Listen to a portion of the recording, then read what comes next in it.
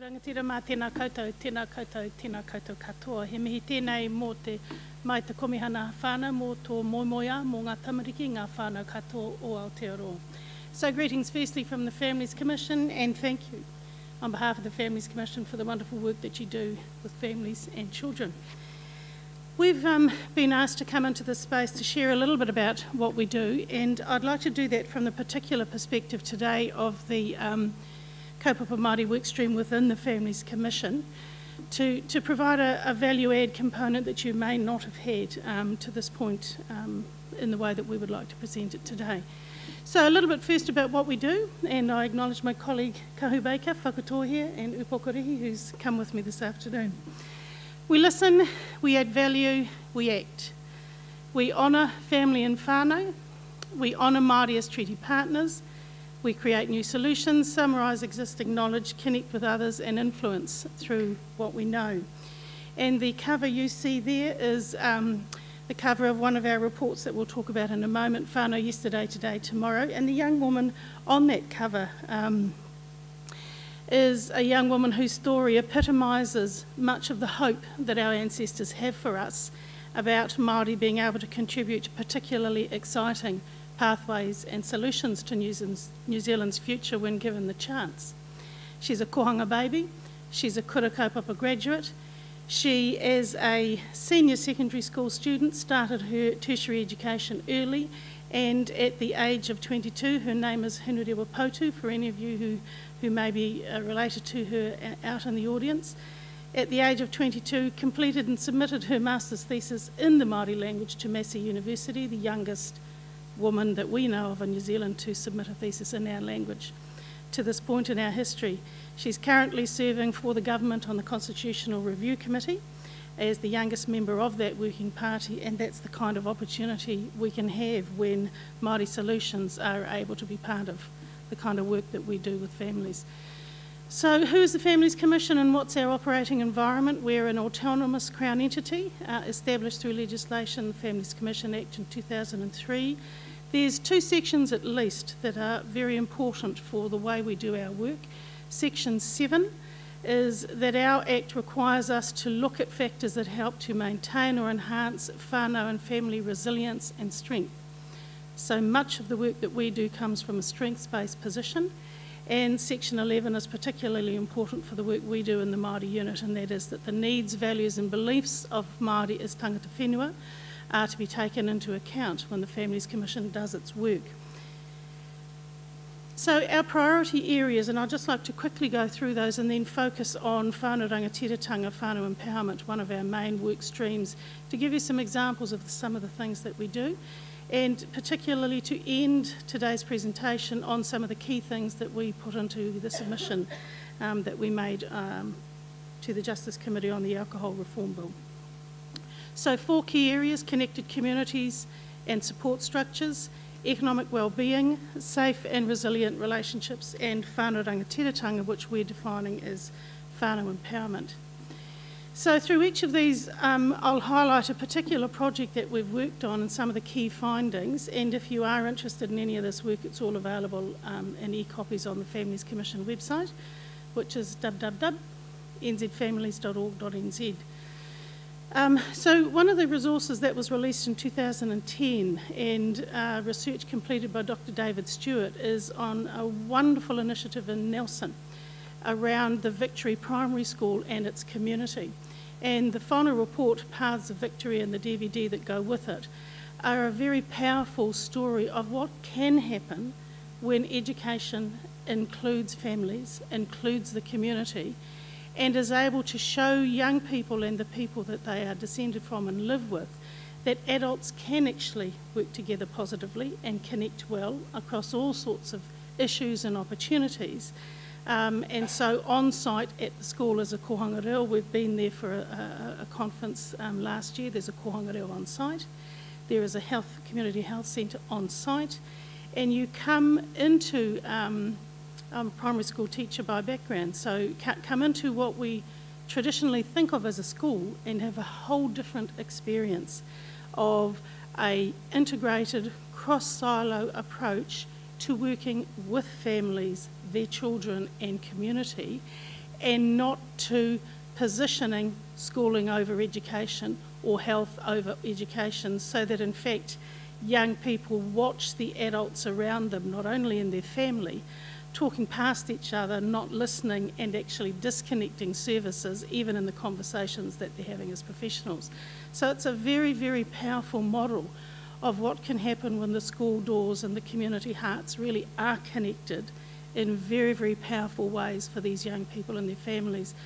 What's important for me as an educationist as I read work like this is that the school results and the achievement results that are coming out of that school are just going like that. And so it is, again, for the professionals involved, must be a very deeply rewarding experience to have these important current social, educational and theoretical ideas about community development embedded in their workplace, and also to see such fabulous outcomes, the kind of which the Ministry of Education has been dreaming about for Māori education for many decades. So wonderful, wonderful initiative. Economic wellbeing. One of the pieces of work that was undertaken by my colleague Kaupapa, who's sitting here with me today, and released in 2010, it was a project called Whānau Taketake Māori, which is looking at recessions, economic recessions and Māori resilience. And one of the things that the board was interested in when this piece of work was commissioned was what is happening to whānau in the current economic downturn. And of course what Kahukore established by taking a long-term look at economic disparity and recession was that for Māori we have been through many, many recessions, not just the current one. And so actually what was clear in looking at the historical experience of Māori and economic development in New Zealand is that recession is something that we're probably more familiar with than not being in an economic recession and not being in a space of economic hardship. And she identified that whānau resilience really can only be understood in the full context of history, cultural values and practices, and I would recommend the report to you if you have an interest in that area. Safe and resilient relationships. One of the major areas of work that the Families Commission is connected with is the White Ribbon campaign, which we have been working alongside community groups with since 2006. A campaign that I'm sure many of you are familiar with, challenging men to lead and take responsibility, talking to men in ways that men understand about violence, men's violence towards women. A particularly important approach from our point of view as Māori staff in the Commission as well, because it's an approach that we advocate for those working with whānau, which is to sit alongside communities, to work with communities in whānau, rather than to use a kind of top-down approach. So a very powerful and growingly effective strategy and community development opportunity in New Zealand. The last one I'd like to talk about, our whānau rangatiratanga work, is about a program of work that is looking at how families and whānau engage in empowerment themselves. What is that point at which a family, and this is external to services that are funded by government, so we're not taking a deficit approach to this work in terms of how whānau get to that take-off point where something has to change. Who leads the initiative? What's the spark that gives the push-off point? And that informs a stream of work we've been doing. One of the projects we've released last year, Whānau Yesterday, Today, Tomorrow, looks at narratives of whānau success. And I do wish the young people from Taita had been here to hear this, because what is most familiar to the New Zealand psyche is the examples of Māori despair and Māori dysfunction. And we made a point in this report of focusing on whānau success, on Māori succeeding as Māori, and what New Zealand looks like when you come from that space rather than from a dysfunctional deficit space. The children may well know a little about the work, because one of the governors of the Families Commission who led this work for us was Kim Workman, who was on the board at Taita, so maybe they get a bit of an insight by having him at the school. So in that particular project, the Whānau Yesterday, Today, Tomorrow report was one of the first out of our whānau strategic framework that Kim Workman led. And one of the things he decided with the work coming out of that strategy was that it would all be undertaken using Kaupapa Maori methodology. Now, subsequent to that, the Families Commission board has adopted the Twin Rivers model, which is how the Families Commission total work program will be understood. and that gives the two approaches to research that we do the opportunity to have their moment in the sun. So we might have Western methodologies in one part of the Commission's work, but we will have Kaupapa Maori methodologies in another part. And it's really giving voice to those two major traditions that connect to the Treaty of Waitangi in this country. So this particular project came out of our Kaupapa Maori research work, informed by Māori cultural knowledge, method and practice, and taking what the Indigenous communities understand as the inside-out approach, from inside our worldview and our community looking out, rather than what is usually our experience in the research world, and that is Western external researchers on the outside of our lives looking in. So we are looking in this report particularly at that inside-out approach. Some people call it an endogenous development approach, development from within. Others, like Professor Wally Penatito at Victoria University, talk about by Māori research for Māori, about Māori and in places in Māori. And Te Puni Kōkiri in 2010 put a report out in which they focus on Māori developed, designed and delivered approach to research. So it's a report which has got strong narrative accounts.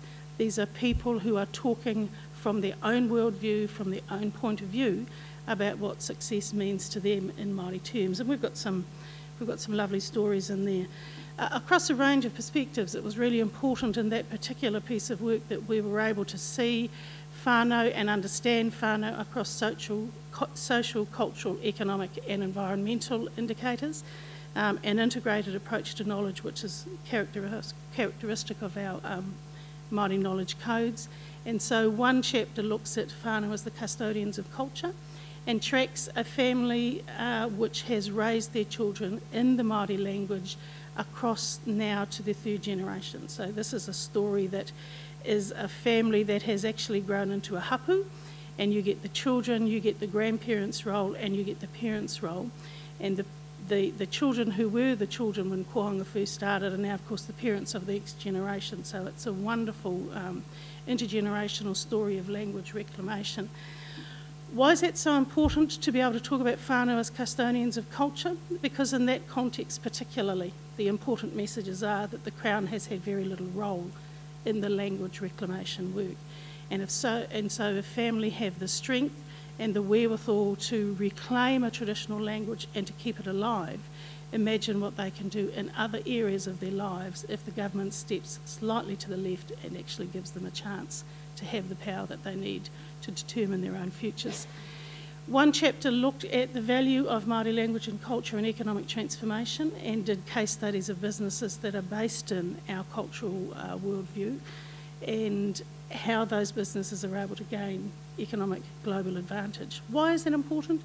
That's important because sometimes the work in the area of actions and solutions in the context of Māori development is identified as possibly relevant in a social context, definitely relevant in a cultural context, but not really about sustainable long-term change because it doesn't have an economic connection. And actually this report enables people to see that those connections are all there and that it is really something about long-term economic transformation and change that Māori development is on about. We're coming to the end? Yep, 2 more slides. So one of the critical parts of how the Māori development and Māori revolution work that's been happening in the last 20 or 30 years is held together is through what we've identified as a multicultural infrastructure. Infrastructure you would usually understand in terms that relate to roading and telephones and other parts of New Zealand society, but we've been arguing in some of our work that when you look below the horizon of what's happening for Māori development and where our people are gaining the structural support and the systemic support to do the sorts of work that is making the real difference in our communities, then you can actually put together this Māori cultural infrastructure. Our people themselves have never given up on our futures, never given up on our own families. We are one of the major sources in the Māori Renaissance. Our worldview is providing a knowledge base that gives us an opportunity to find new solutions within our own knowledge codes. Importantly, and this is where this presentation ends, there are 1,300 marae throughout New Zealand that give communities places to go for community development and for collective sharing of opportunity for whānau hapu and iwi. And it's where the Families Commission submission on the Alcohol Reform Bill made a particular contribution, because what we wanted to present, particularly to a forum like this, is that many of those marae are alcohol-free and smoke-free, and so young people are being exposed to at least one part in their lives where they see their kaumātua behaving differently, making different choices, where they see their parents sober, responsible, and responding to a higher power and a higher calling than their immediate family dynamic at home. We see those as examples of Māori leadership, as platforms that are being created for alcohol-free exemplars of creating powerful transformative change. So marae as alcohol-free zones, we hope you're already thinking about. We hope you already have it on your agenda of things to do and to visit in the future, because this is a critical part of where our young people and their families are taking part right now. Marae as alcohol-free zones, an important part of the story of alcohol consumption and the management of this in New Zealand. Is it on your radar? Alcohol-free marae having a role to play in the work of spreading positive messages about alcohol consumption and management. And in order for that to be effective, you do have to come into our world to have a look at what's going on there and what the possibility for change is. Thank you very much.